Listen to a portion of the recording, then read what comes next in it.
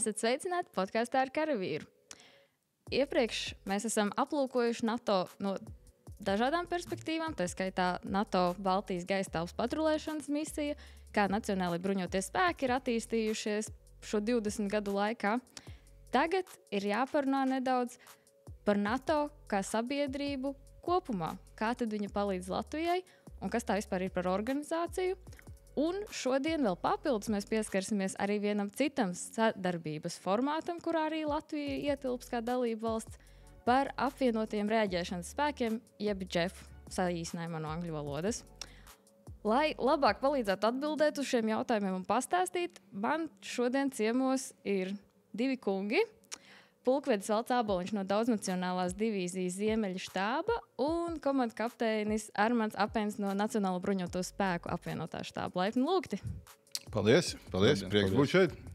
Varbūt jūs varat katrs nedaudz iepazīstināt ar sevi. Jūs to noteikti izdarīsiet labāk nekā es. Nu, kurš? Es pulkvedis sākšu.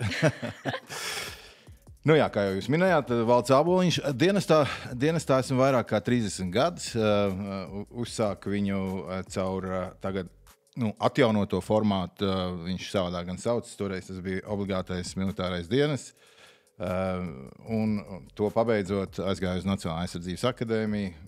Viņu pabeidzu, kļuvu pa virsnieku un daudz caur dienestu, caur dažādiem amatiem esmu nonācis tur, kur es patreiz esmu, jau minētajā daudz nacionālajā divīzijā.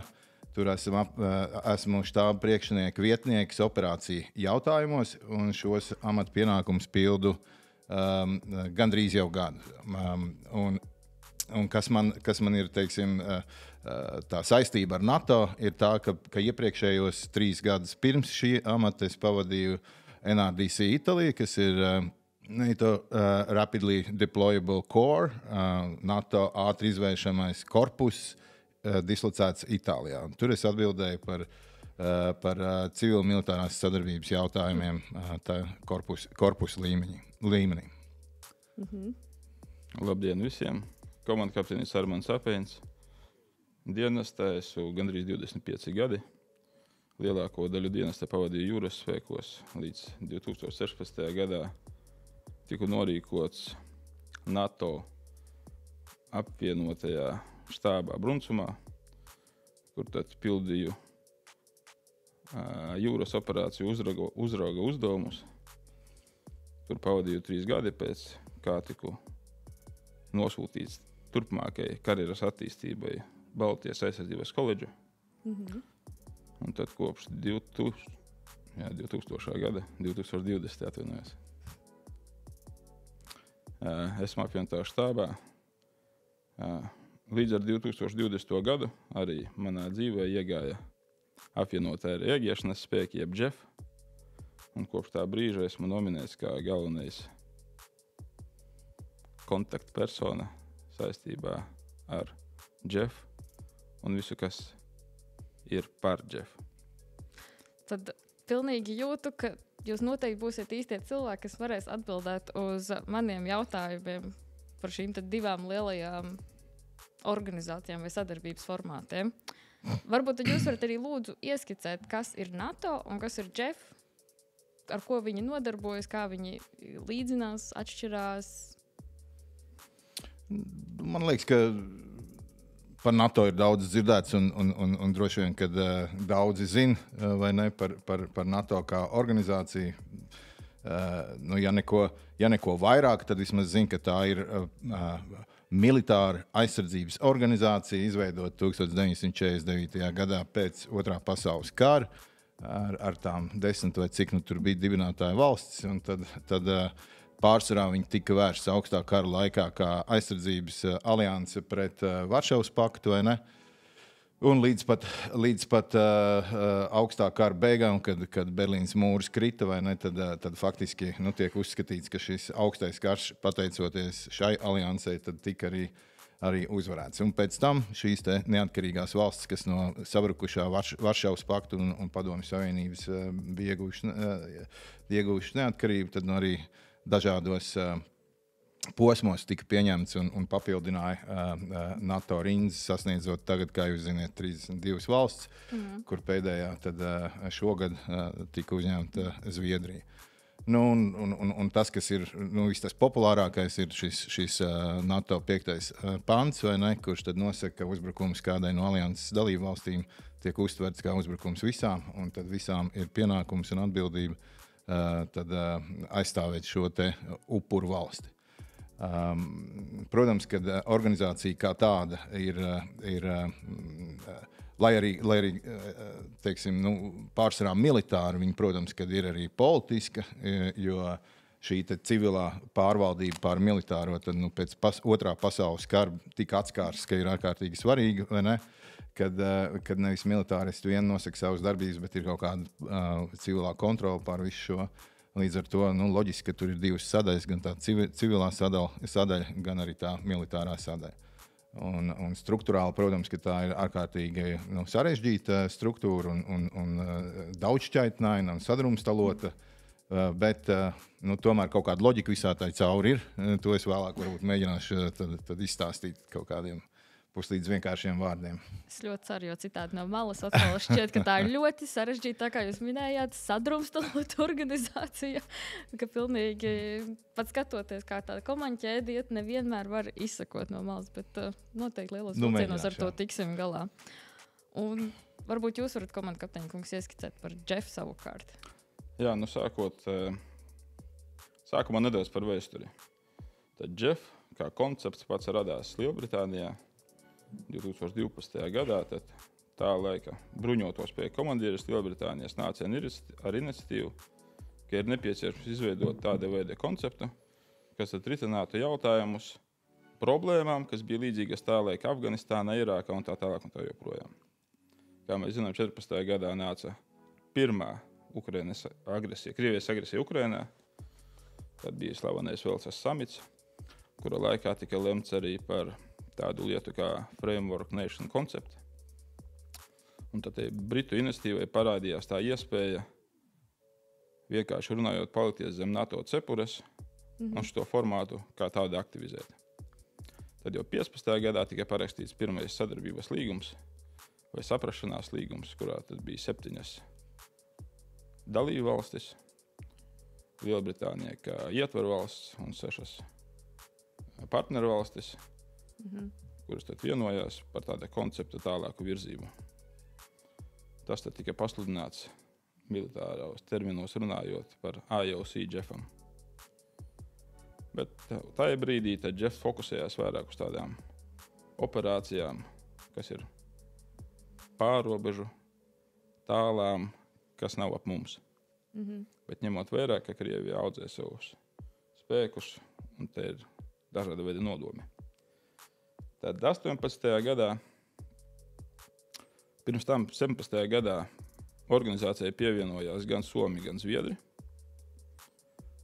plus tām 7 esošajām nācijām, un tad kopā tās veidojās 9, kā jau minēju, Briti ietver nācija, un tad Skandināvi visi, Dānija, Zviedrija, Norvēģija, Baltijas valstis, Igaunija, Lietuva, Latvija, Nīderlande un Islande kā pēdējā pievienojas 19. Jeff, FOC, jeb Full Operation Capability, tika pasludināts 18. gadā, kad tika sasniegta zināma līmeņa gatavība. Laikiem mainoties ģeopolitiskajai situācijai, mainījās arī loma Jeffam kā tādam.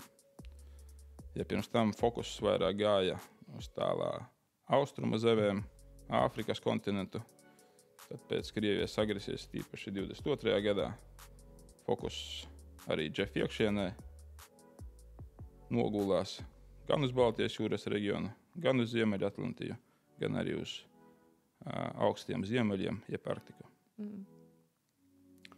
Jā, tad šobrīd Jeffā ir 10 valstis. Kā jau minēju, ietver nācija ir Lielbritānija, plus 9 pārējās valstis. Jeff ir organizācija, kuru vieno vienādi domājošo valstu aspekti. jebkurai no šo partneru valstu interešu sasniegšanai kaut kādai. Lielākā atšķirība ir starp Džefu un NATO. Džefam nav jābūt. Džef nav consensus-based organization. Latviski tas būtu. Vienprātības lēmumā organizācija. Respektīvi, tā nav vienprātības lēmuma organizācija. Tad sanāk, ja NATO, piemēram, lai kaut ko panāktu, tur vajag visu 32 dalību valstu sapratni un vienošanos. Džefam tad sanāk, var arī divas savstarpēji, kuras ir dalība valstis, par kaut ko vienoties, un nevajag panākt arī to piekrišanu no pārējiem. Es pareizi saprotu. Jā, tieši tā mehānisms ir ļoti vienkāršs. Jābūt viens, tas ir Briti, kā Framework Nations, plus viens no tiem pārējiem 9. Tad viņi var kopā veidot kaut kādu Džefa aktivitāti un iet pakaļ efektiem, kurus viņi grib sasniegt. Un sanāk, ka šīs abas organizācijas ir tā tīri tendētas uz militāro pasauli, vai tomēr šeit nākas sabalansēt vēl tā diplomātiski, teiksim, tā to militāro un politisko pasauli? Nu, kā jūs varbūt to tā redzat? Nu, es jau minēju, ka NATO ir šīs divas sadaļas. Ir tā civilā, politiskā sadaļa, kas tad tiek nodrošināta caur tā saucamo NACU, jeb NATO Council. Tā ir civila organizācija, kur tad dažādi līmeņi birokrāti, teiksim tā, ikdienā atrodas, apmainās, konsultējās, apmainās ar viedokļiem, konsultējās, sagatavo lēmumus, virza viņus uz priekšu, pēc tam uz dažādiem formātiem. Mēs, teiksim, tas populārākais ir NATO samiti, vai ne, kur tad politiķi sēžās pie galda un spriež par situāciju kādā noteiktā reģionā vai pasaulē kopumā. Un tad pieņem lēmumus. Tur ir dažādi formāti, ir ārlietu ministru formāti, ir aizsardzības ministru formāti, kaut kādā noteiktā uz regulāras bāzes. Tad viņi tiekās un apspriež dažādu veidu politiskos jautājumus. Protams, ka es neesmu diplomāts, un man arī tas nav tā virtuve jāzina. Es varu vairāk par to militāro pastāstīt, bet skaidrs, ka tur ir dažādi kompromisi jāsasniedz. Īpaši ņemot vērā to, kas jau tika minēts, ka NATO tiešām ir tas konsensus, vai ne? Jādabūt tātad vienots lēmums, un to nav viegli izdarīt, jo vairāk valsts, jo grūtāk tas paliek. Protams, Tas ir loģiski, bet atkal no otras puses tas spēks ir tajā, ka tas lēmums tiek pieņemts un tas konsensus tiek sasniegts. Tad viņš tiešām ir leģitīms lēmums, un jo vairāk valsts tur ir iekšā, jo leģitīmāks viņš ir, un jo vairāk, teiksim, kā lai saka, teiksim, pareizības tajā ir sagaidāms, vai ne? Jo viņš ir vairāk izsvērts un vairāk izfiltrēts lēmums. Tā kā tā, es domāju, ka tur tās virtuves lietas jau ir sarežģītas, un tur jums vajadzētu kādu politiķi, kas tajās aprindās ir grozījies, uzaicināt, kaut vai pašreizējo ārlietu ministru. Es domāju, ka viņi būtu visai kompetenti un zinoši, cik viņi var runāt par to. Protams. Tā kā tā. Īsā atbilde uz jūsu jautājumu būtu, ka, protams, kad tur ir, lai sasniegtu šo konsensus, es domāju, ka daudz darba jāpadara un daudz nervu jāpatērē.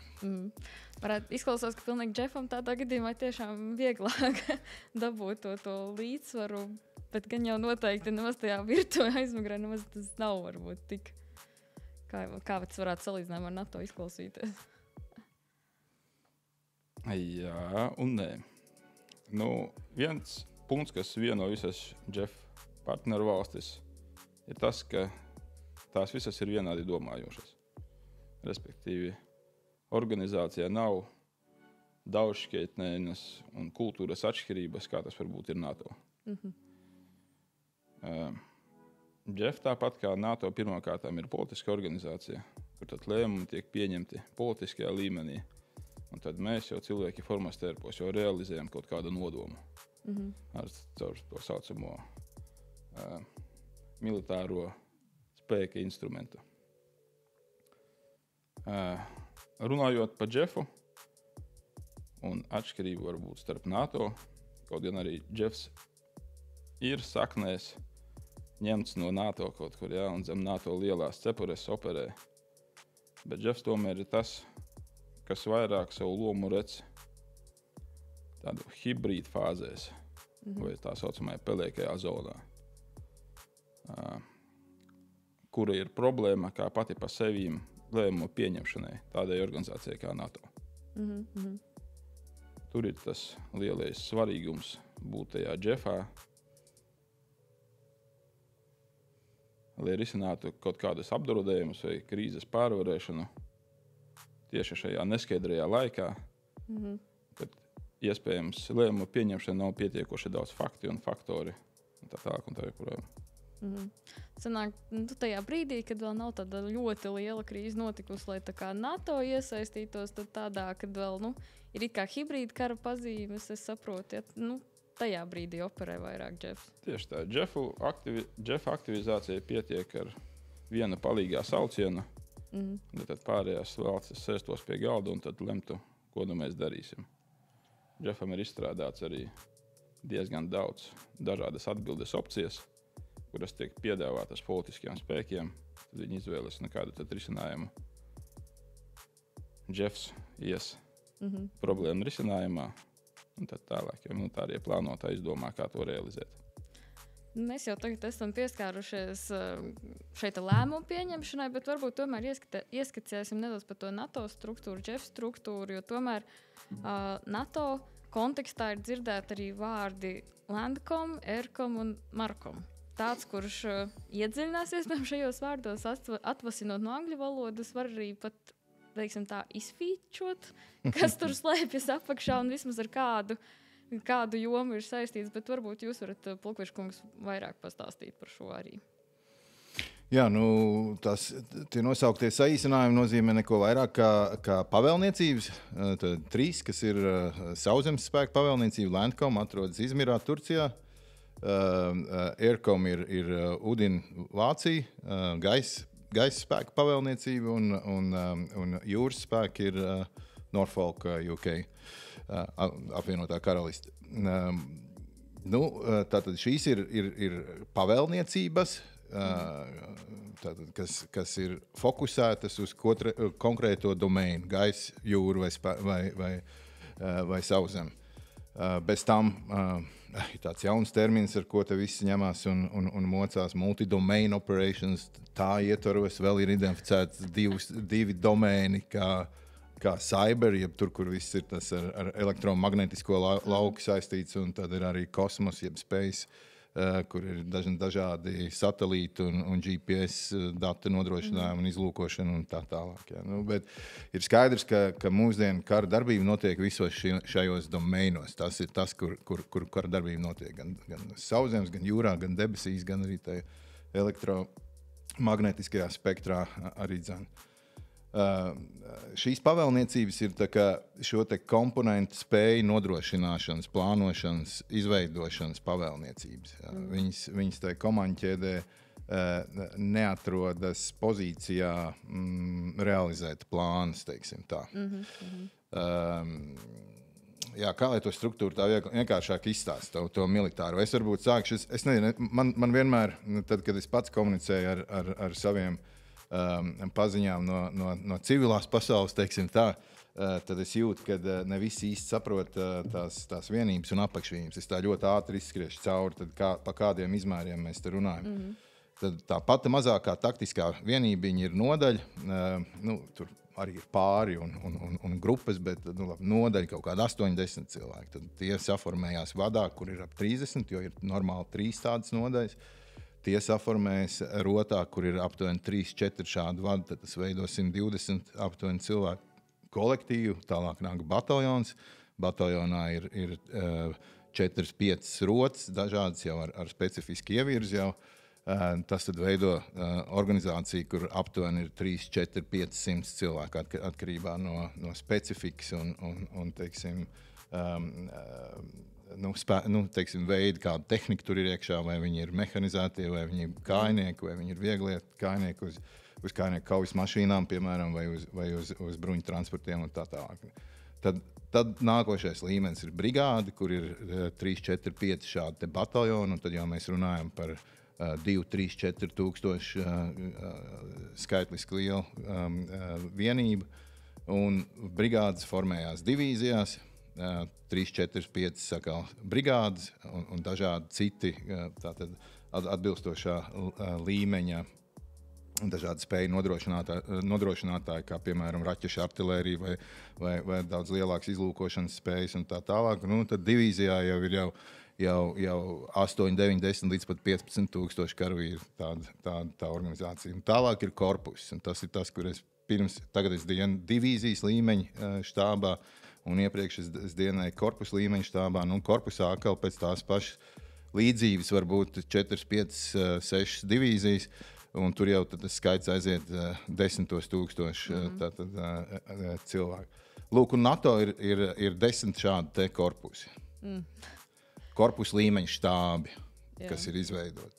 Un tad nācijas ir tās, kas deleģē šīs te apakšvienības šiem te korpusu štābiem, kad viņi ir aktivizēti. Un aktivizē Sauszemes gadījumā Landkoms, protams, caur to militāro komiteju un politisko lēmumu, kur tad viņš nāk uz leju un viņš ir izfiltrēts, kā es iepriekš minēju, tad izanalizēts, un tad viņš nāk uz leju, un tad ir šis lēmums pieņemts un aktivizējās vai viens vai otrs vai kaut kas trešais. Piemēram, uz doto brīdi multinacionālā divīzija Ziemeļi, kur es dienu, ir multinacionālā korpusa North East, jeb Ziemeļa austrumu pakļautībā. Tur ir arī citi, un šī korpusa štābs ir dislocēts Polijā. Viņas pakļautībā ir vēl viena divīzija, Multinational Division North East, zem korpusa divīzija North East, tā ir pārsvarā poļi. Un ir afilētas vienības, kā teiksim, Igauņu veidojamā, jau izveidotā, bet uzlabojamā divīzija, un nākotnē saskatāms, ka arī lietuvieši būs. Tad lūk, šis konkrētais korpus ir patreiz aktivizēts šīs pasaules daļas aizsardzībai un ar konkrētām aktivizētām divīzijas un arī brigāži, jo mūsu pakļautībā, Ziemeļa divīzijas pakļautībā ir mūsu Latvijas mehanizētā kājnieku brigāde, jau tagad patreiz atrodas. Tad faktiski mēnešu vidū, jūnijā ierodās, varbūt dzirdēts ir, kad kanādiešu vadītāji, multinacionālā, jeb daudznacionālā brigāde, kuras sastāvā arī dažādas nācijas būs, faktiski tad viņi arī jau ierodās jau ar savu štābu elementu, bet arī ar vienībām uz zemes, vai ne? Un arī Dānijas pirmā brigāde, First Danish Brigade, arī ir afilēta uz doto brīdi kā apmācībai zem divīzijas, bet principā arī iet virzienā, ka kļūt par pilnībā tā teikt, kaut kādā komandu pakļautībā padotu brigādi divīzijai. Es domāju, ka tas ir tas, kas varbūt vairāk pie zemes pievāk un izstāsta to, kāda tā struktūra ir vismaz sauszemes spēku tādā ietvarā. Un tam Markomam, jeb jūras spēku līnijā ir kaut kas līdzīgs. Tur ir šīs te patstāvīgās gatavības NATO standing, kā viņas Naval Forces kaujas grupas, vai ne? Kas šad tad ienāk, teiksim, Rīgas ostā un cilvēki var aiziet un apskatīt tos kuģis, kas tur mainās uz rotācijas principu un pilda šos te kaujas uzdevumus. Un tāpat tās arī gaisa spēkiem. Līdzīgā veidā, jā. Jebkurā gadījumā tā no malas pirmo reizi dzirdot tādu vēl pat vienkāršotu to komandu struktūru, tas izklausās tā. Gribu teikt, pilnīgi angliski mind-blowing. Viss šī informācija ir pieejama, tā teikt, presē visur. Viņi vienkārši ir varbūt tāda sadumstralota. Bet, ja kāds vēlas tādā dziļāk izprast visu to, arī tur ir iespējas. Ir NATO mājaslapa, ir dažādas mājaslapas, kur diezgan labi viss tas ir izklāstīts un izstāstīts. Tā kā interesanti, noteikti, ka var atrast informāciju, un nav jau noslēpums, ka izlūkošanas informācija mūsdienās pārsvarā tiek iegūta no atklātiem informācijas avotiem. Viņas tad saliekot kopā un uztaisot kaut kādu puslīdz normālu analīzi. Tā kā daudz ko var iegūt par to. Un sanāk, ja Jeffs iekļauj zem šīs lielās NATO cepures, kā mēs iepriekš runājām, tad kur visā šajā komandas struktūrā vēl Jeffs paiet apakšā?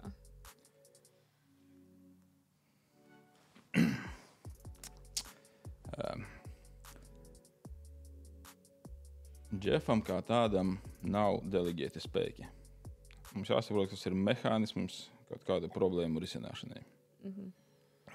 Viss, kas Jeffam kā organizācija ir, tā ir vēlme darīt un apziņa kaut ko darīt. Bez tam ir viens operacionālais štābs, kuru delegē Lielbritānija. Tas ir Standing Joint Task Force HQ, kurš ir dislocēts Lielbritānijā, kas tad plāno un galvenokārt koordinē aktivitātes.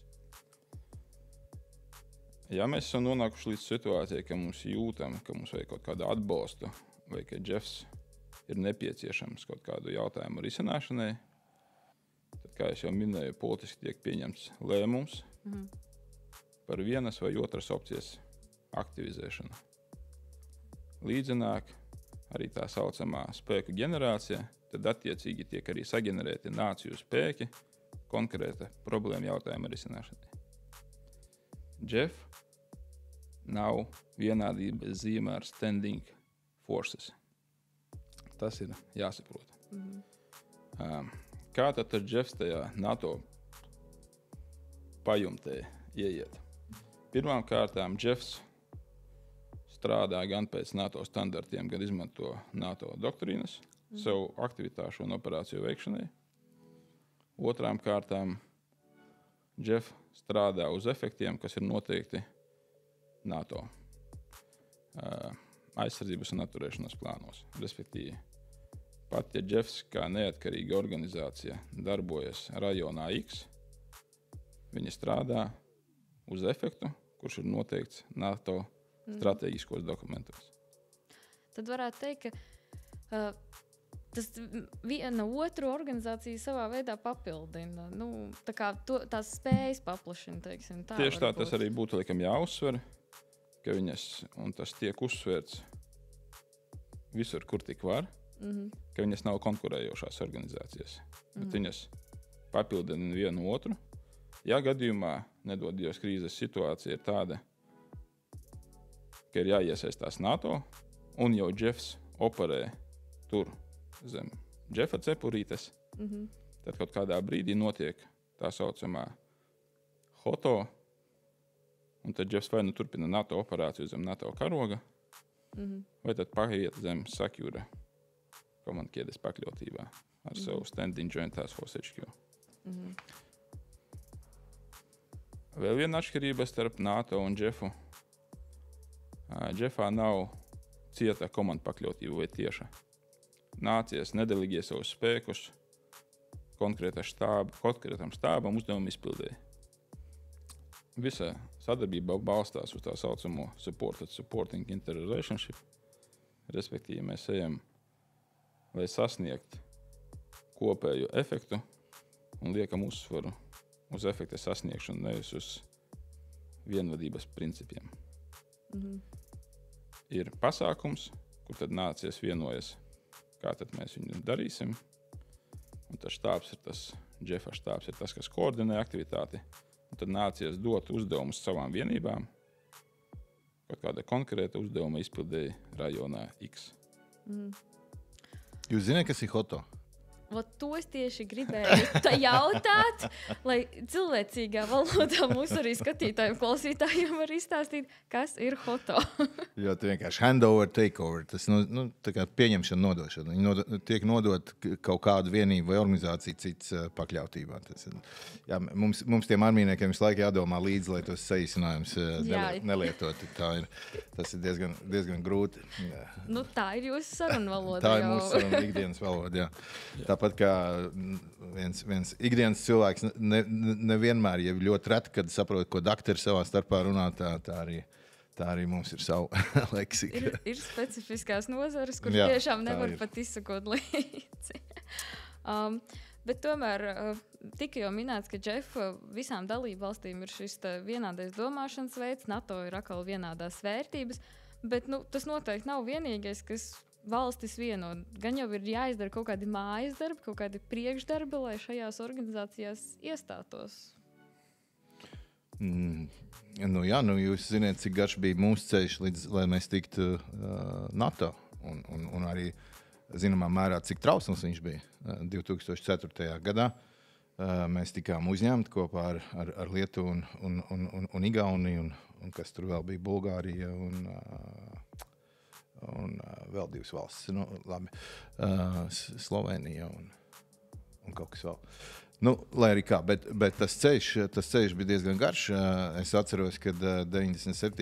tas man liekas, maldos, 95. man liekas, tas bija gadā. Kad es vēl biju kadets, tad tikko bija nodibināts tas saucamais PFP, Partnership for Peace, partnerattiecības mieram formāts, kur tad tas bija tāds liels pārsteigums. Mēs toreiz kā kadeti tikām atlasīti, tur bija 10 kadeti, 10 zemesargi un 10 no Sūžu izlūku desanta bataljona toreiz. Un tad no šiem 3 vienību pārstāvjiem tika saformēts VATS, sagatavots, un mēs tad braucām uz mācībām uz Amerikas Savienotajām valstīm, uz dienvidu sadaļu. Tur bija tāds poligons ar čūskām un skorpioniem, un tad mēs tur mēnesi mācījāmies mieru uzturēšanas operācijas. Tas bija tāds liels piedzīvojums īstenībā cilvēkam tikko iznākušam no Padomju Savienības skavām nokļūt ASV un redzēt savām acīm, kā var savādāk dzīvot, kā var savādāk viss tas būt. Gan kopumā sadzīvu, gan tieši specifiski armija, ja militārās tas formējums. Un to es nekad neaizmirsīšu, bet tas tad bija tas formāts, tas bija tas, ko PFP piedāvāja. Paskatīties uz pasauli, redzēt, kā lietas var notikt savādāk. Varbūt redzēt, ka var arī iztikt bez ģedavšinas, vai vismaz viņa nav tāda, ja, kā tas bija. Kā mēs zinām, vismaz es no nostāstiem no saviem brāļiem, bet kāda viņi tur bija tajā Padomju armijā, vai ne? Tā tālāk. Tā kā, un tad tai PFP sadaļā mēs braucām gan uz misijām, gan dažādās startautiskās mācībās un fórumos piedalījāmies, lai sasniegtu kaut kādu veidu militāro gatavību, lai vispār varētu kāds apsvērt mūsu aliansē uzņemt, jo mēs zinām to maģisko vārdu interoperability, vai ne, ir tie saucamie standartization formāti, kas ir jāpieņem, jāiet cauri, ir jābūt standartizētai, piemēram, munīcijas kalibram, jā, bet, teiksim, 5,56, tad kaut kādā brīdī mēs pārgājām degvielu tāda pati standartizēta, visi. Tā, lai visi būtu uz vienas tieši tā, lai varētu... Lai sakari būtu savietojami, vai ne, lai varētu viens otru dzirdēt un saprast, un tā tālāk tā joprojām. Un tas tā militārajā tikai aspektā, bet arī politiskajā aspektā, ekonomiskajā attīstībā, korupcijā un viss tas tā kā tur jau tika vērtēt daudz un dažādi aspekti. Un šai kontekstā es domāju, ka teiksim, mēs nereti, es domāju, rietumu kopumā, ka mēs klausāmies politiķu intervijas un tā tālāk, nereti viņi tā kā atzīst šo naratīvu, ko Krievija mēģina spiest virsū, ka NATO ir paplašinājusies. Ja? Ka redziet, ir bijuši kaut kādas nevienam nezināmas norunas, kur kaut kādi rietumi ir mistiski solījuši Krievijai, ka nekad viņi nepaplašināsies.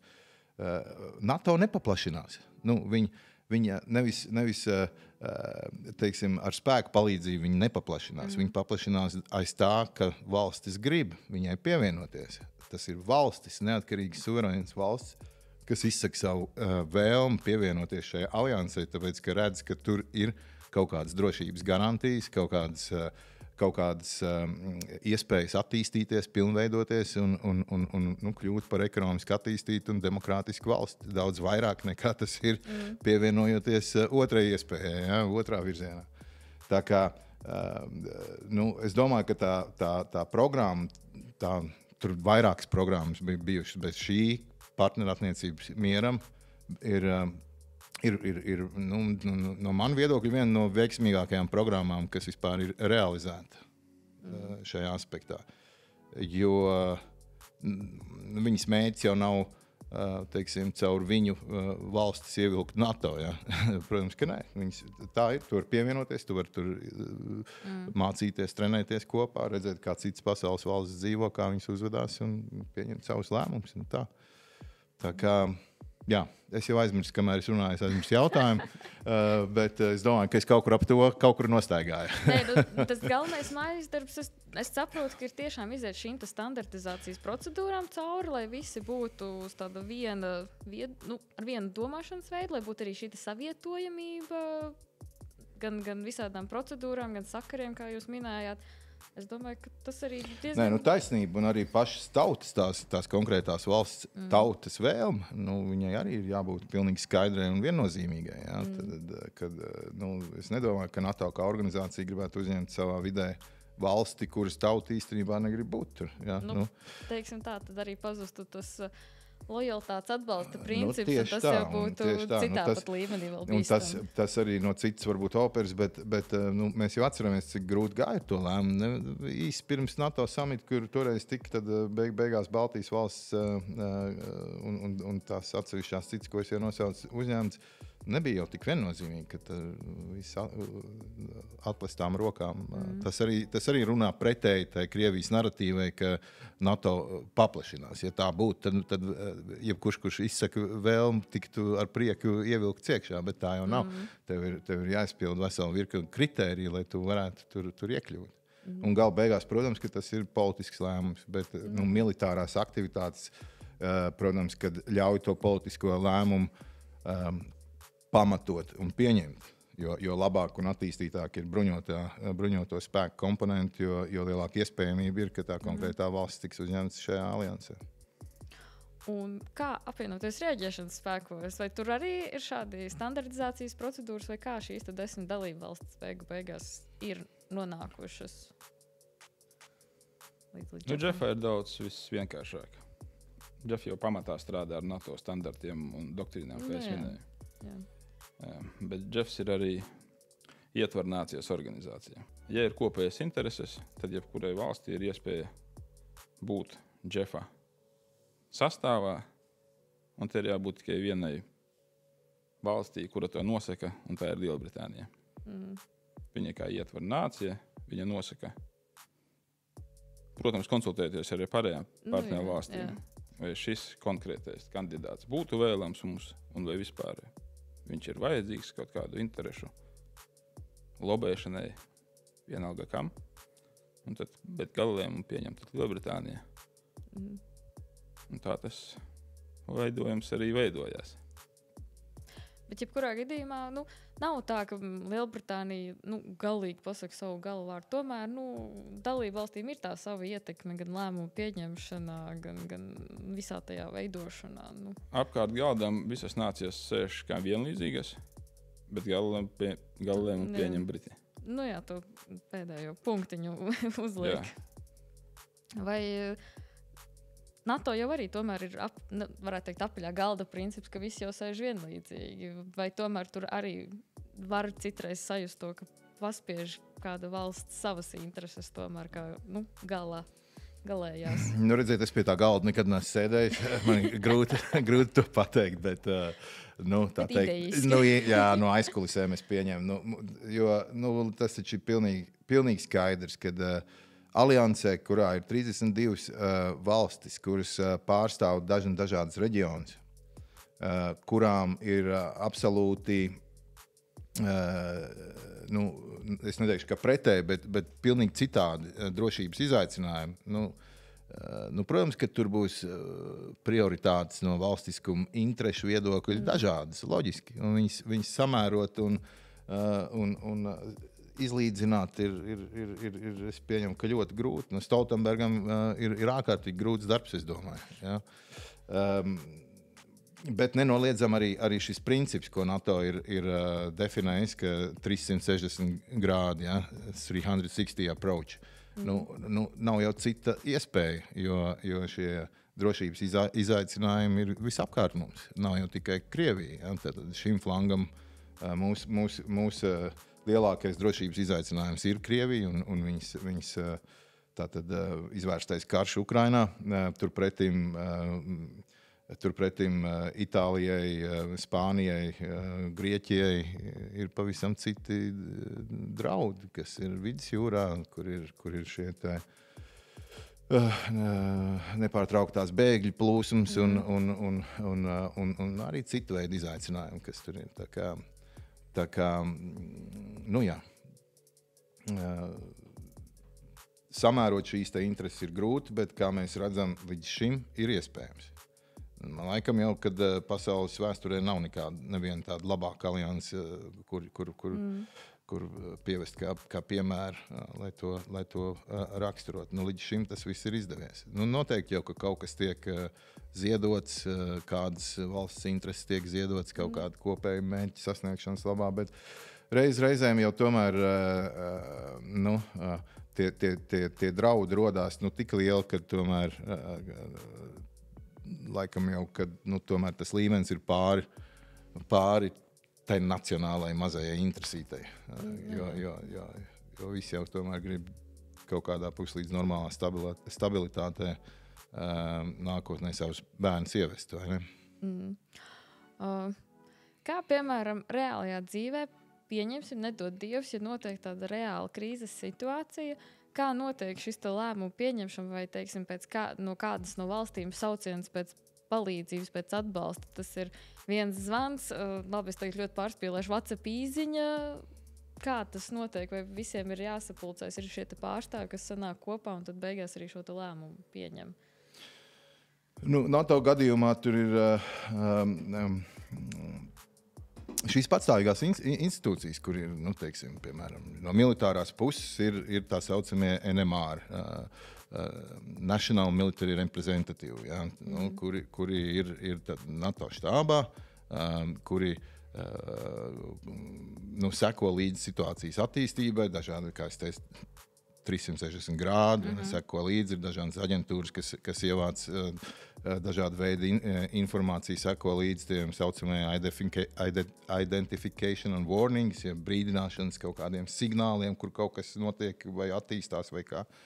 Tā kā tas monitorings jau notiek visu laiku un ja kaut kas sāk kaut kur sarkanās krāsas parādīties, tad tās patstāvīgās organizācijas, kas dažādās NATO struktūrās ir, viņas tad dod tos signālus un tā tālāk. Pats NATO līgums arī nosaka, tur tas 5. pāns ir pats zināmākais, bet ir arī 4., 3., kur paredz dažādu veidu konsultācijas, apspriešanos, pārunāšanu, vai tā situācija tiešām pāraug kaut kā tādu draudīgu, kur vajadzētu jau nākošos soļus pieņemt un iet uz priekšu, lai izsludinātu kaut ko vairāk, ja? Teiksim, līdz tam galējam posmam, kur tad tiek iedarbināts NATO 5. pāns, vai arī tur pietiek ar kaut kādu savādāku formātu, zem kura tad tiek organizēta NATO operācija. Piemēram, Irakā tā tas bija, ja, Kosovu vēl joprojām arī turpinās, zem tā ir NATO operācija, bet tas nav 5. pāns, vai ne? Jā. Tā kā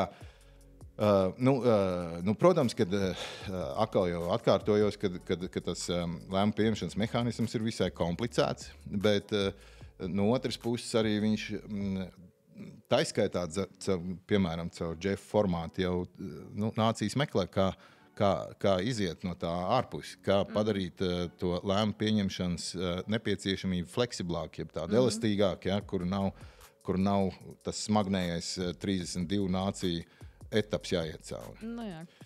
Un šajā aspektā es gribētu teikt arī, kad lielā mērā nācijas, NATO nācijas jau ir nolēmušas tikt, ja būt iesaistītām, ja kaut kas notiek. Ne jau velti viņas ir deleģējuši savus karavīrus, savus vienības uz 3 Baltijas valstīm, uz Poliju, Rumāniju, kas ir zināmā mērā kā tāds, kā lai saka, tripwire angliski, ja? Tāds inicējošs stiepuli, ja? Kas iedarbina mīnu. Ja? Tad, jo automātiski jau, ja kaut kas notiek mūsu reģionā, ja ir kaut kāda invāzija pāri par robežu, tad viņi jau kļūst iesaistīti.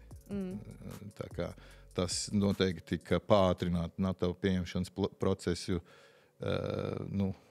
vienkārši uzreiz.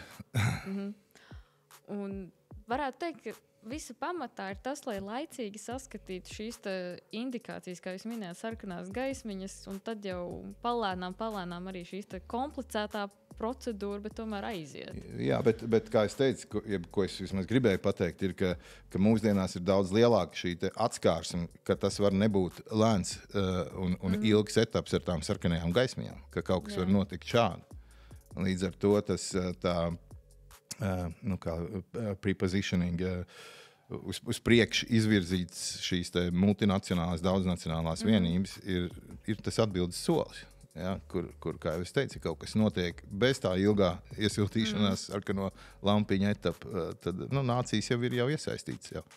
Ja, tur visi aktori un tā tālāk NATO lēmumi leģitīmi nostiprināti ir vienkārši post factum leģitīmi nostiprināta lieta.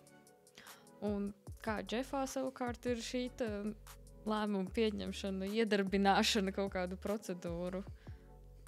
Nedod Dievs kaut kādā tādā reālā krīzes situācijā. Ļoti vienkārši.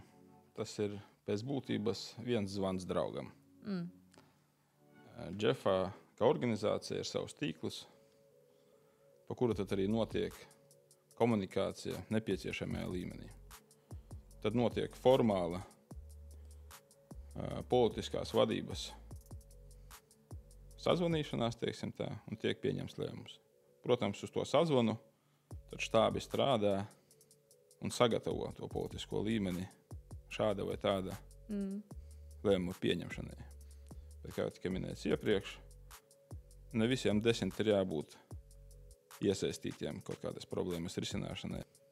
Arī komunikācija tas ir labs veids, kā atbalstīt, piemēram, mūs šeit Latvijā, iznesot ziņu plašajā Eiropā.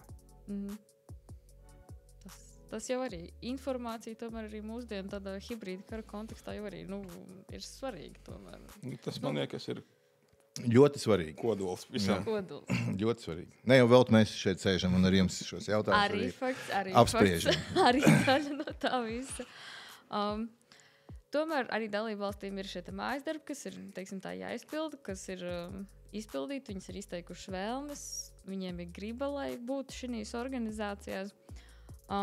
NATO 5. pants jau arī ir kā savu veidu saistība tajā brīdī un viss likumā.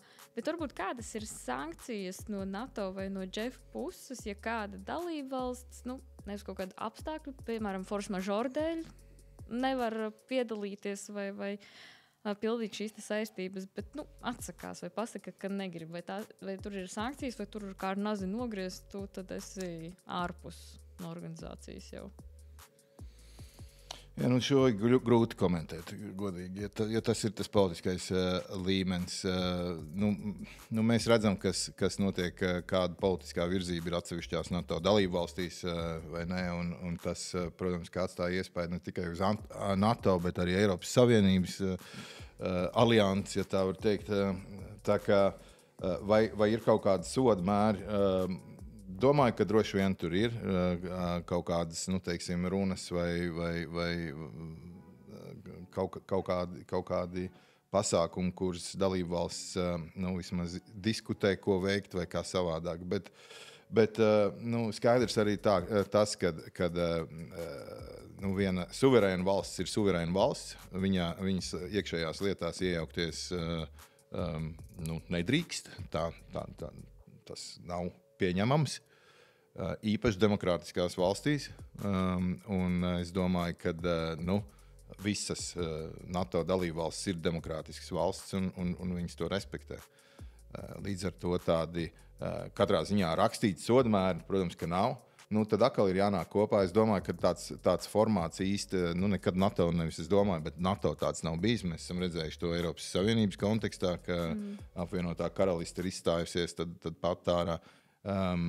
Katrs šāds gadījums, vai ne, ir precedents, viņš tiek vērtēts, tiek skatīts. Es domāju, ka politiķi tad arī apdomā, kā to var kaut kādā veidā kodificēt dažādos juridiskos, to konkrēto organizāciju aprakstošos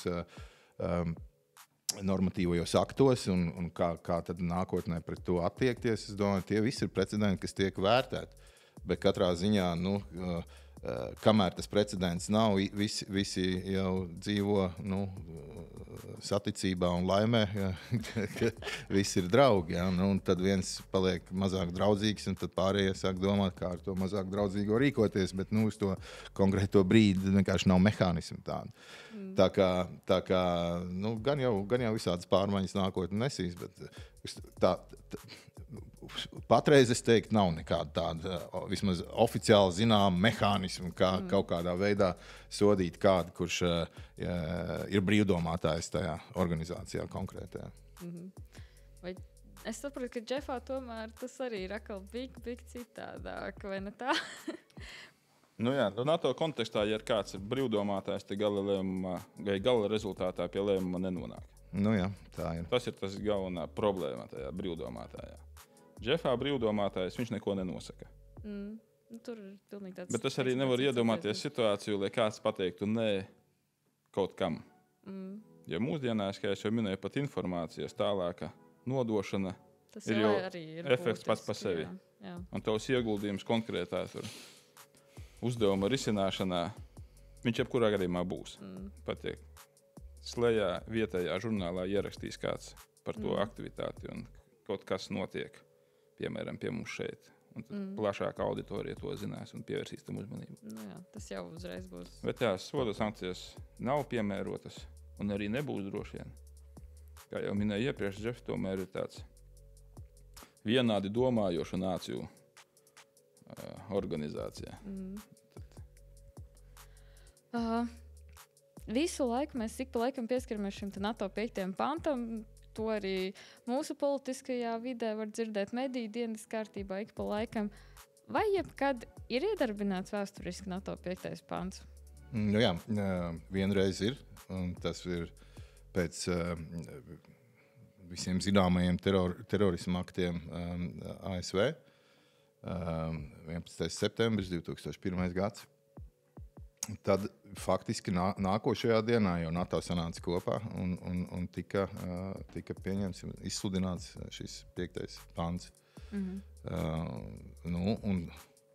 Un tās sekas tam bija, ka nācijas uz to brīdi esošās valstis, kas NATO bija, tad apliecināja gatavību atbalstīt ASV cīņā pret terorismu, iesaistīties.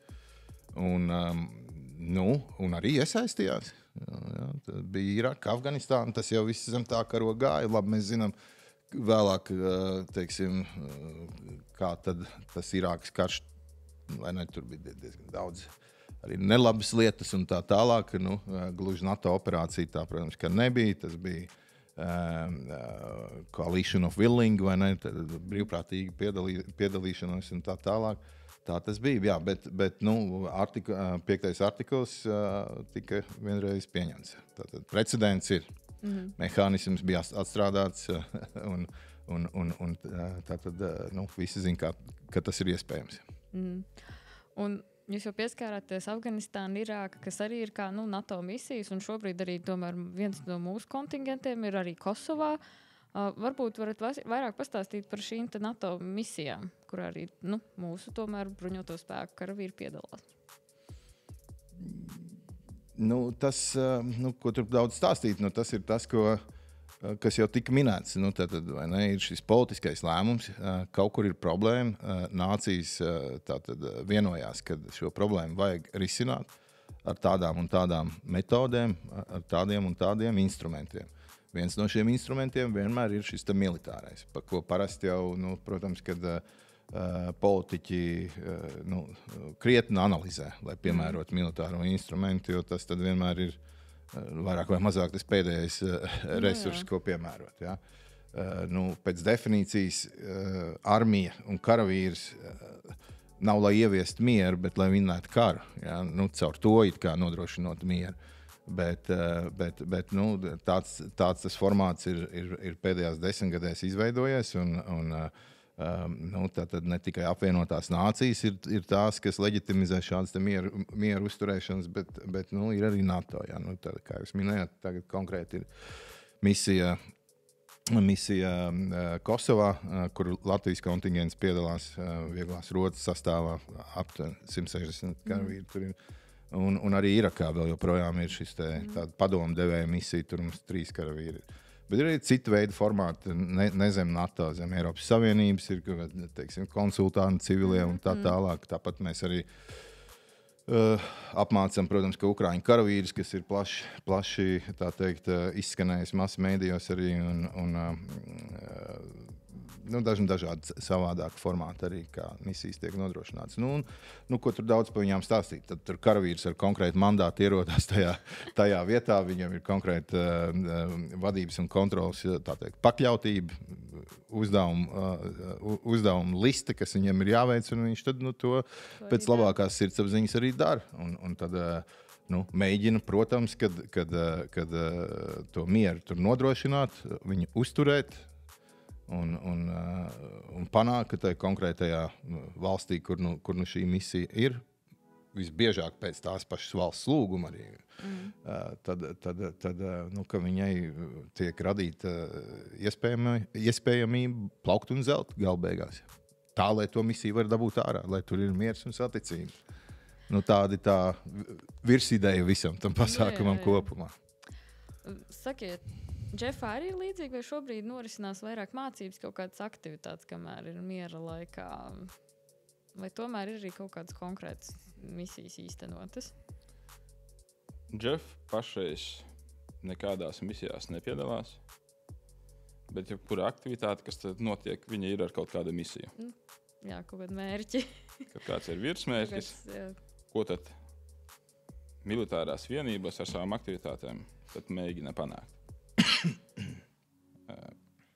Runājot par leģitimitāti, kaut kādu atbildes opciju izpildīšanu, viens, kā jau pulkodis minēja, tas ir apvienotās nācijas ar savu tur padomi izdot rezolūciju, tad mēs tur aizsargāsim šo. Otrs ir, ka suverēna valsts, piemēram Latvija, ir tiesīga pati par sevi aizsargāt sevi, un viņa ir tiesīga lūgt palīdzību citiem. Respektīvi, tur nekāda apvienotā nāciju rezolūciju nevajag, lai palūgt Džef partneru valstis atbraukt uz Latviju un veikt uzdevumu manā vārdā. Tik vienkārši. Kā vispār jūs redzat, kā Nacionālajie bruņotie spēki šo 20 gadu laikā kopš NATO iestājās, 10 gadu laikā kopš Džefā iestājās, kā mēs esam attīstījušies, kā ir attīstījušās mūsu spējas? Man jāsāk, laikam. Es domāju, ka tas ir acīm redzam, ka mēs esam attīstījušies. Mēs varam no vēstures anālēm izvilkt ārā karavīru no 95. gada un karavīru tagad nolikt tā.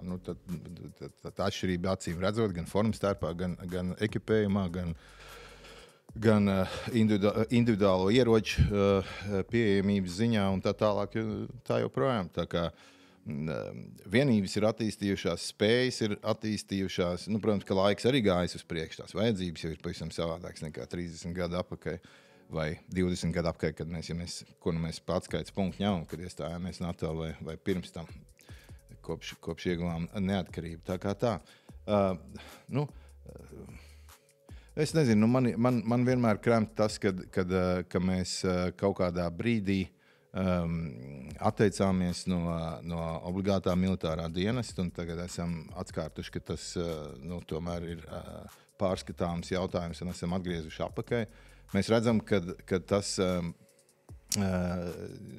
dod labu platformu bruņotajiem spēkiem, profesionālajiem dienestam, kur tātad rekrutēt karavīrus, ja no šī iesaukuma, kuram nesen bija pagājušā nedēļa izlaidums mehanizētajā kājnieku brigādē. Tātad, ja no 245, es pareizi atceros tos ciparus, 100 paliek profesionālajā militārajā dienestā, tas ir ļoti, ļoti labs rādītājs. Protams, ka šis iesaukums viss 100% bija brīvprātīgi, tā kā visticamāk uz nākotni šis palicēju profesionālajā dienestā skaits samazinātos, tas procents, ja. Viņš nebūtu 40, bet viņš būtu 15 vai 10, tas jau arī būtu labi. Tā kā, protams, ka tas viss jāskatās kontekstā ar kopējo darbu tirgu valstī kā tādā, jo vairāk, ja mēs rekrutējam vai uzņemam profesionālajā dienestā bruņotajos spēkos kā tādos, jo mazāk tiek uz pārējo darbu tirgu, protams, ka tas viss kontekstā jāskatās. Bet mēs redzam, cik nestabila ir tomēr situācija. Pieņēmums, ka mēs dzīvosim laimē un saticībā ar mūsu austrumu kaimiņu, ir nepareizs izrādījies, kļūdains. Ja tam kaimiņam ir militāras spējas, viņam ir politiska griba, ko viņš ierakstījis visādos dokumentos, viņš to ir jau praksē parādījis uz vienu no saviem kaimiņiem, pat ne uz vienu, uz vairākiem. Ja mēs atceramies Gruziju, Moldovu un tā tālāk, tad ir absolūti nepareizi pieņemt, ka tas var negadīties vēl. Tik vienkārši tā aplēse ir. Līdz ar to tas, ka mums ir jāgatavo savu sabiedrību šādai iespējamībai, tas, ka gatavojoties, tātad caur to mēs atturam potenciālo pretinieku no šāda iebrukuma, jo ir tā matemātika visu laiku jārēķina, vai tas man ir izdevīgi, vai tas būs viegli, vai tas būs, kā saka angļu, cost effective. Tad šī formula visu laiku tiek psiholoģiski kaut kur mentāli rēķināta. Obligātais militārais dienests tomēr ir faktors, kas vairāk ir pozitīvs nekā negatīvs. Es domāju, gan no sabiedrības saliedēšanas viedokļa, tātad no tādiem iekšējiem faktoriem, tur ir daudz kas pozitīvs, gan arī no ārējiem faktoriem, kā tāda atturēšanas politika, tomēr efektīvāka nekā teiksim, vienkārši maza profesionāla armija, ja, kas ir expeditionary force, brauksim tur misijā un caur aliansi sev aizstāvēsim. Tomēr ir jābūt nopietniem par šiem jautājumiem un ir jāsaprot, ka tavu draugu tev nāks palīgā labāk tad, ka viņi redzēs, ka tu pats mēģini kost un spārdīties un skrāpēt savam pārdarītājam. Kaut kā tā, bet attīstība nenoliedzami ir bijusi liela un visi šie te notikumi, kas masu mēdījos tiek atspoguļoti, gan ar militāro aizsardzības industriju, ar visiem šiem jautājumiem, viņš tādā spirālē iet parauj līdz dažādas citas notikums un attīstību kopumā. Tā kā es pozitīvi skatos tajā virzienā. Ja, un arī tas fakts, ka mūsu partneru valsts jau ir šeit, ka faktiski pēc 24. februāra 22. gada tika NATO aktivizējis to saucamais GRP momentāli. Graduated Response Plans, vai kā viņi tur saucās, ja? Bet tātad tos plānus aktivizēja. Bija ASV desanta vienības, kas ieradās momentāli šeit. Daudzas aktivitātes, kas liecināja par to, ka netiks šī teritorija atstāta kaut kādam potenciālam iebrucējam. Tā kā tas ir ļoti labi, un tā kontekstā arī divīzija, kuru es pārstāvu, tā faktiski ir tuvākā tāda NATO organizācijas sataustāmā sadaļa, kas Latvijā ir. Ar jau esošajām brigādēm, ko es raksturoju intervijas sākumā, viņas pakļautībā. Tā ir jauna divīzija, tikai 5 gadus apkārt dibināta. Pagājušajā gadā ieguvusi pilnu operacionālo kapacitāti caur tā saucamo CREVAL procesu, kas ir Combat Readiness Evaluation, jeb kaujas gatavības izvērtējuma process, kas pagājušajā gadā šai divīzijas štābam tika veikts. Un tā ir tā sataustāmā daļa sabiedrībai, ko viņi redzēt, ko NATO ienes mūsu valstī. Ja, caur dažādām nācijām, caur šo te daudznacionālo brigādu kanādiešu vadībā, kas nāk iekšā. Ja, tas viss ir saucamais strateģiskais pārcelšanas, strategic lift pāri pa okeānu. Viena nācija, kas ir 1000 kilometru pāri pa okeānu, nāk iekšā mazajā Latvijā, lai vajadzības gadījumā viņi aizstāvētu. Nāk iekšā ar cilvēkiem, nāk iekšā ar resursiem, ar ieročiem, ar kapacitātēm.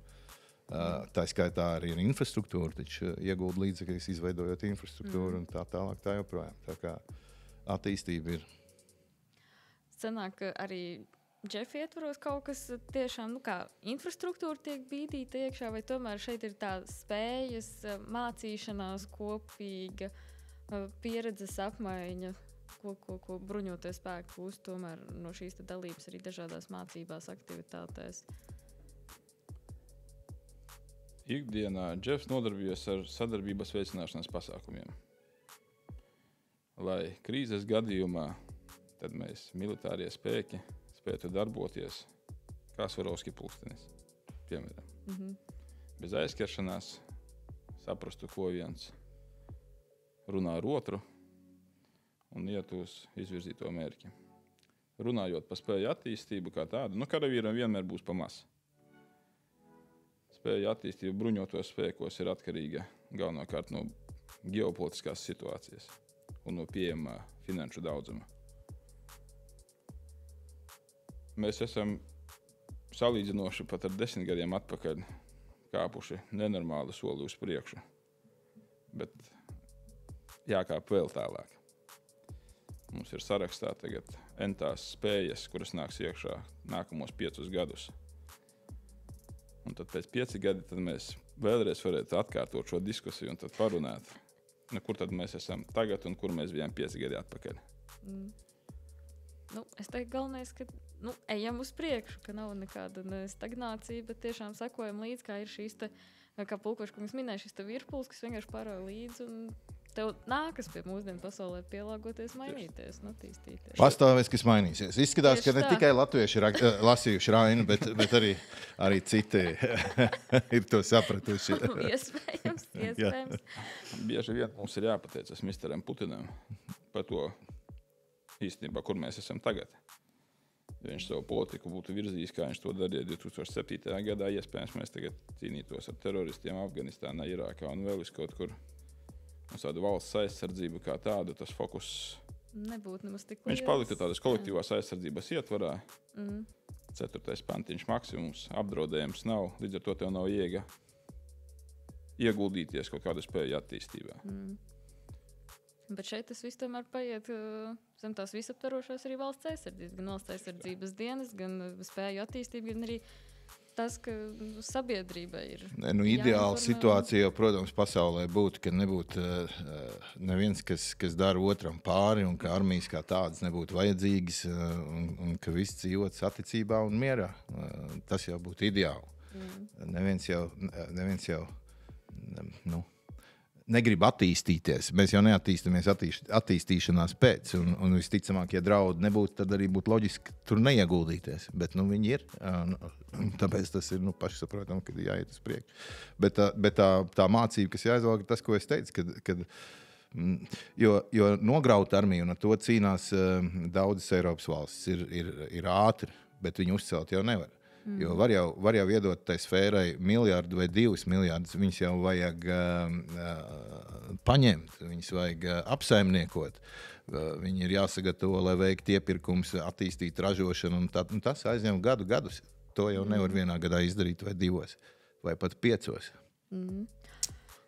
Mēs jau iepriekš arī pieskārāmies kanādiešiem un arī citu valstu pārstāvjiem, kas pie mums šeit uzturas Latvijā. Bet tas vēl joprojām, skatoties arī sociālajos mēdījos, ir tomēr tāds mīts vai par to, vai tiešām NATO brauks palīgā vai nāks palīgā tajā brīdī, kad kaut kas notiks. es vienmēr arī saviem viesiem katrā epizodē atrodu kādu mītu, kuru atspēkot, tāpēc es arī varu jūs nedaudz pavakstīt. Kā jūs atspēkot šo mītu? Pirmā lieta, protams, ka viņi jau ir šeit uz vietas. Bet tomēr, nezinu, kāpēc ir vēl šie cilvēki, kas tomēr netic tam. Domā, ka viņi dosies prom tad, kad notiks kaut kāda reāla situācija. Es jau, man liekas, tiešām pieskāros tam, ka pirmkārt viņi jau ir šeit, vai ne? Tas jau daudz ko parāda. Tāpat es minēju tos plānu aktivizēšanas pasākumus un to spēku demonstrāciju, kas pirmajās faktiski gandrīz dienās arī notika šeit. Ja? Tālāk, es domāju, ka es neatklāšu baigi lielo noslēpumu, kad visi tie plāni, kas NATO ir uz šo reģionu, tiek visu laiku atjaunināti un slīpēti, vai ne? Ne jau dēļ tā, ka nav ko darīt. Alianse tiešām nopietni domā šo te reģionu aizstāvēt. Par to man nav šaubu. Tas tā kā viens. Vēl otrs aspekts, kas man galvā ir, kad kopumā alianses eksistence ir pārāk svarīga. Un jebkurš šāds notikums, kur iedarbinot, pat neiedarbinot, bet zinot, ka alianse eksistē šis 5. artikuls un ko viņš nosaka, un ja kāda no alianses valstīm tiek viņas neatkarība tiek apdraudēta, tātad tiek izaicināta un NATO neiesaistās, tas momentāli šo aliansi sagrauj. Tur nav šaubu, jo ticības tam vairāk nav un nav jēgas viņai nepievienoties, ne arī ieguldīties, lai viņi kaut kādā veidā uzturētu. Un trešais, ko es teiktu, manuprāt, kad ASV nenoliedzam dominējošā loma aliansē, un viņas izpratni kā reiz par to, ka alianse ir ārkārtīgi nozīmīga. Tā ir skaitā arī Amerikai, lai arī tā ir lielākā pasaules ekonomika un vislielākā militārā vara pasaulē. Tomēr alianse viņai ir vajadzīga arī. Un viņi diez vai pieļaut, kad dēļ iebrukumu kādā no Baltijas valstīm alianse tika sagrauta. Tie būtu tie man apsvērumi. Un tad arī, teiksim, es visu laiku minēju tos kanādiešus, tie tad ir aizokeāna partneri, kas mums ir, bet reģionāli. Jā, jūs taču redzējāt, kas notika ar Somiju un Zviedriju, kur īpaši Zviedrijas gadījumā vairākus gadsimtus neutralitāti uzturējusi valsts. Labi, tur ar maziem izņēmumiem, bet kopumā tomēr. Jā. Un Somija, kur sev pēc otrā pasaules kara, pēc Ziemas kara iznākuma un tad otrais pasaules karš un Somijas, tā teikt, sadarbība ar Vāciju tā laikā un viss, kas tur vēsturiski izveidojās. Un viņas abas divas iestājas aliansē. Tas ir ārkārtīgi svarīgi. Tas ir mainījis Baltijas jūras reģionu dinamiku kopumā. Un, tagad jūs redzat, kas ir faktiski Krievijai divas izejas uz Baltijas jūru, kas ir Kaļiņingradā un Sanpītersburgā. Bet, principā tās ir tādas mazas salīdzinošas vietas, kuras ir ātri bloķējams un tā tālāk. Ja? Tātad Baltijas jūra pārvēršas par tādu tiešām iekšējo jūru, kas nodrošina tā skaitā Latvijai, Igaunijai, Lietuvai strateģisko dziļumu. Un ne jau velti Dānija ir partnervalsts Ziemeļdivīzijas kontekstā. Es domāju, ka es neatklāšu nekādu militāru noslēpumu, jo es teikšu, ka ģeogrāfiski skatoties uz šo rajonu, jebkurām no šīm valstīm ir izdevīgi, ka viņām ir kaut kāds buferrajons. Tas jau zināmā mērā arī ir, par ko Krievija cīnās ar Ukrainu. Vismaz no viņa doma viedokļa. Tātad aizsargāt teritoriju, kas ir uz priekšu izvirzīta, ir labāk nekā sagaidīt šo te pašu iznākumu savā valstī. Un tur jau nav, manuprāt, nekāda, teiksim, apvainojuma vai kā. Tā vienkārši ģeogrāfija, fakti, kas ir uz teritorijas, viņa ģeogrāfija nosaka daudz ko. Un tāda viņa vienkārši ir. Mēs esam blakus Krievijai, Dānija, Norvēģija, Zviedrija nav blakus tieši Krievijai, bet viņas ir tuvu. Un viņa interesēs ir to teritoriju aizstāvēt un nepieļaut, ka viņi pievirzās viņiem tuvāk. Tik vienkārši matemātika. Kā jūs, kapteiņkungs, domājat? Mēs jau redzam, kādas izmaiņas ir bijušas gan politisko līderu retorikā vai izteikumos, gan paziņojot par katra centimetra aizsardzību NATO, gan redzot, kādi resursi un kādi plāni uz turpmāko resursu ieguldījumu ir uz mūsu valstīm. Man nav ne mazāko šaubu, ka tagad valstis 1, 2, 3 ieliks šeit infrastruktūrā, spējās, resursos, entos miljardus naudas, un pēc tam to atstās visu novērtā. Resurss ir viens, sabiedroti arī nāk šeit ar saviem karavīriem. Un karavīrs ir tas, kas parāda klātbūtni. Arī tagad NATO ļoti daudz aktivitātes notiek gan jūrā, gan gaisā, bet mēs laikam īsti neprotam to atspoguļot tādā mērā, kā to vajadzētu. Līdz ar to sabiedrībai rodas iespējas, ka nekas nenotiek. Kā jau Pulkoža kungs minēja, uzreiz momentāli pēc 24. februāra bija izdota pavēle, bija aktivizēti noteiktie spēki, un viņi jau darbojās jau. Pat ja mēs to neredzam, viņi ir šeit. Viss tantiņa virtuvē, ja neredz to aktivitāti, bet viņi jau notika. Un tas ir jāsaprot.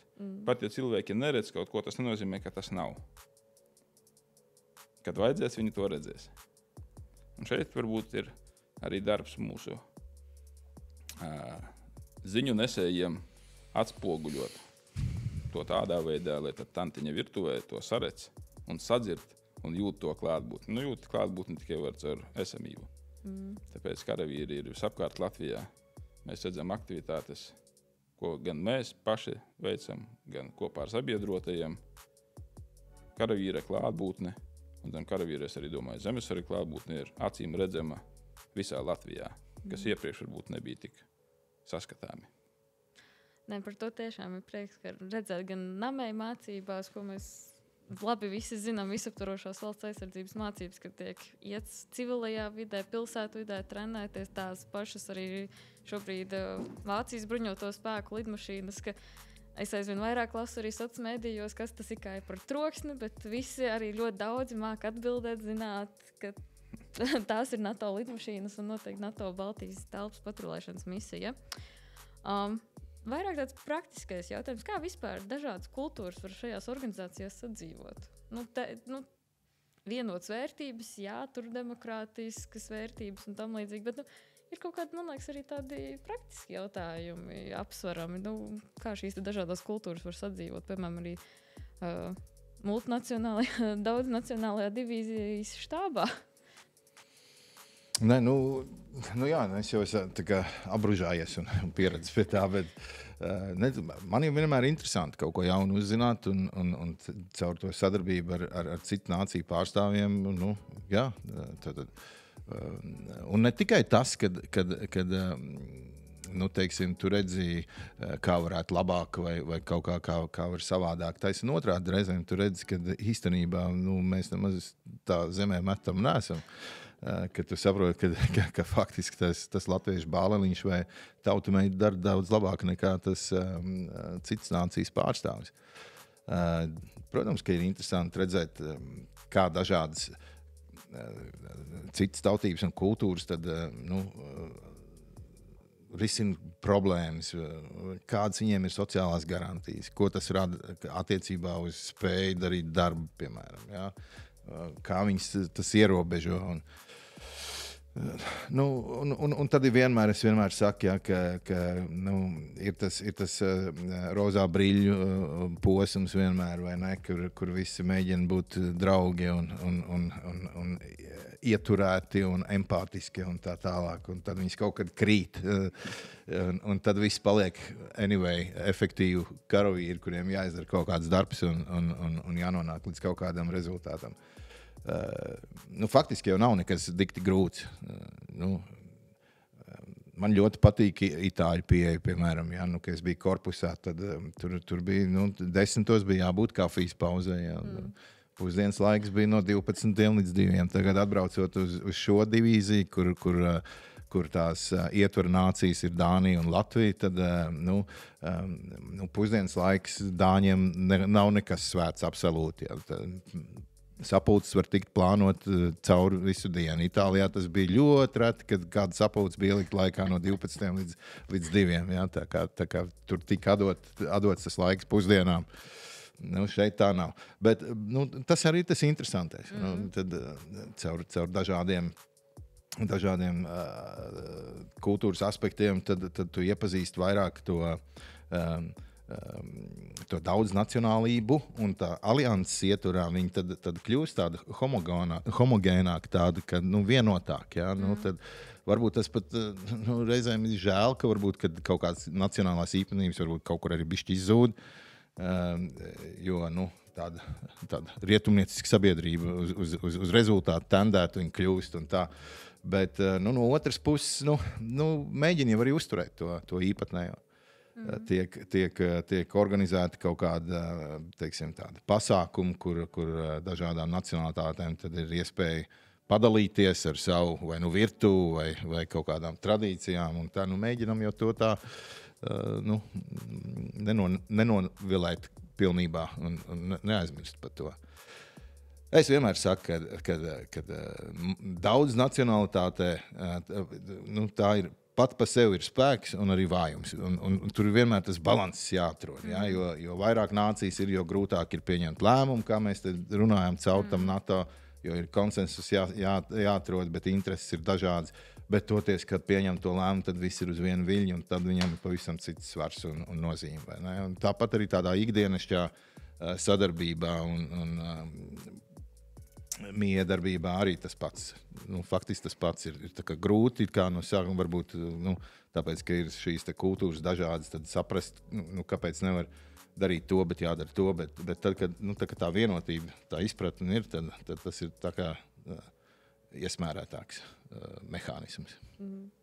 Kā jūs, komandas-kapteiņkungs, esat saskāries ar šo daudz nacionalitāti dažādām kultūrām?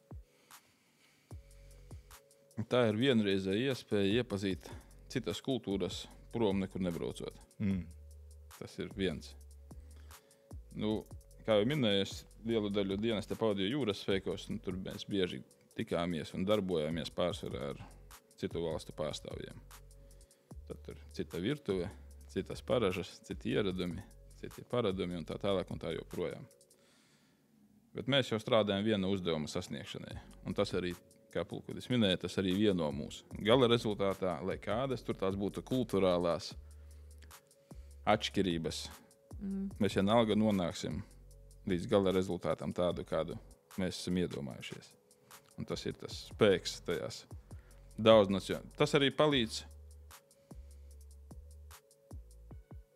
pēc tam kaut kur nākotnē, lēmumu pieņemšanas procesā, ja tu izproti tās kultūras, tu arī zini, kā pieiet nācijai X vai Z, no kuras puses iekniept, kad jāpasmaida, kad jāparaut, lai sasniegtu savu vēlamo efektu. Tikai tāpēc, ka tu zini, kā tie cilvēki operē. Ir jāpazīst gan savu draugu, gan savu pretinieku, un visu apkārt esošanu, tad arī sasniegs. Kungi, liels paldies, ka palīdzējāt, teiksim, tā ieskatīties, kas lācītim vēderā. Gan par daudz dzirdēto NATO, gan arī iepriekš varbūt mazāk zināmiem apvienotiem reaģēšanas spēkiem, bet noteikti tagad zinot vairāk, tad arī vairāk varbūt uzmanību pievērsīs, ka ir šīs JEF aktivitātes un tam līdzīgi.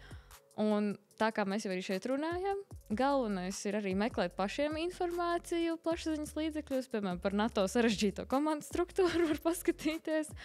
Un arī pasakot līdzi Jeff newsletter, jeb ziņojumu vēstī, kuram, man liekas, jebkurš interesants var piesakot. Un noteikti arī sakot, esmu karavīrs sociālo mediju kontiem, lai uzzinātu vairāk, kā tad iet Nacionālais bruņotajos spēkos, kā attīstās bruņoto spēku spējas un kā mēs iekļaujamies NATO un Jeff sadarbības formātos. Paldies, kungi, ka šodien bijāt kopā ar mani, ka izglītojāt gan mani, gan mūsu klausītājus, skatītājus. Un tad jau tiekamies kādā citā reizē. Paldies, ka uzaicinājāt. Tests pēc 3 dienām. Sarunāts. Atā! Visu labu!